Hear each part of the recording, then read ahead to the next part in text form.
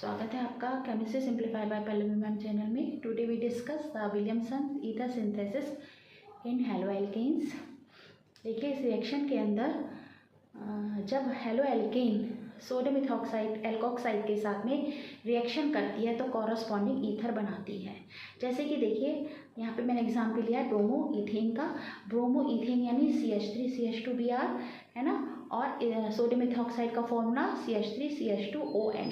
तो इसके साथ में रिएक्शन करती है तो देखिए NaBr बाहर निकल जाएगा, और ये जो इथाइल जो ग्रुप है दोनों इथाइल ग्रुप O से यहाँ पर जुड़ जाएंगे तो डाइइथाइल ईथर बन जाएगा। ठीक है, अब यहाँ पर सपोज यहाँ पर हमारा मिथाइल ग्रुप प्रेजेंट होता इथाइल की जगह, तो यहाँ क्या बन जाता हमारा मिथाइल इथाइल ईथर बन जाता। ठीक है, तो कॉरस्पॉन्डिंग जो भी अल्काइल ग्रुप प्रेजेंट होता है उसी के अकॉर्डिंग हमारा यहाँ पर ईथर बनता है। नेक्स्ट आता है एलिमिनेशन रिएक्शन। जैसे कि नाम से ही पता है, एलिमिनेशन मीन्स एलिमिनेट होना।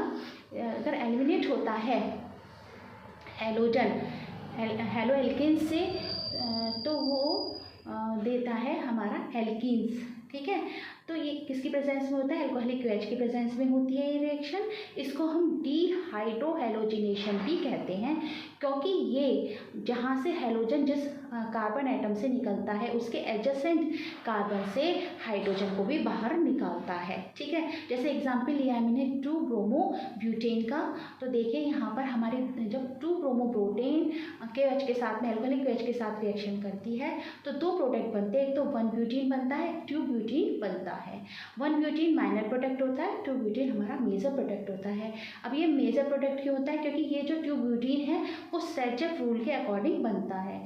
यानी सेरचेफ रूल क्या कहता है कि जब हेलोजन एलिमिनेट होती है तो वो उस कार्बन से हाइड्रोजन को बाहर लेकर निकलती है जहाँ पर कम हाइड्रोजन एटम होते हैं। जैसे यहाँ पर CH2 ग्रुप पर कम हाइड्रोजन एटम है तो इसको Br यहाँ से हाइड्रोजन को लेकर बाहर निकल जाती है, तो इन दोनों के बीच में हमारा सेकेंड और थर्ड ग्रुप के बीच में हमारा कार्बन के बीच बॉन्ड आ जाता है डबल। ठीक है, तो 2-ब्यूटीन बन जाता है, इसलिए इसको मेजर प्रोडक्ट बोलते हैं।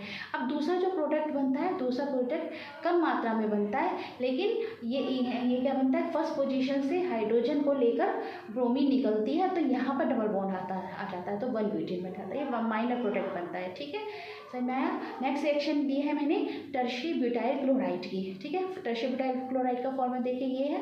अब इसमें इसकी अल्कोहलिक OH के साथ में जब हम रिएक्शन कराते हैं तो ये क्या करता है, Cl जब बाहर निकलता है तो किसी भी ग्रुप या तो इस वाले से या इस वाले से हमारा हाइड्रोजन को लेकर निकलेगा, तो हमारा क्या बन जाएगा? 2-मिथाइल प्रोपीन, KCl और H2 बाहर निकल जाएगा। नेक्स्ट रिएक्शन लिया है हमने 1-क्लोरोप्रोपेन की। देखिए फर्स्ट पोजीशन पे Cl ग्रुप लग रहा है।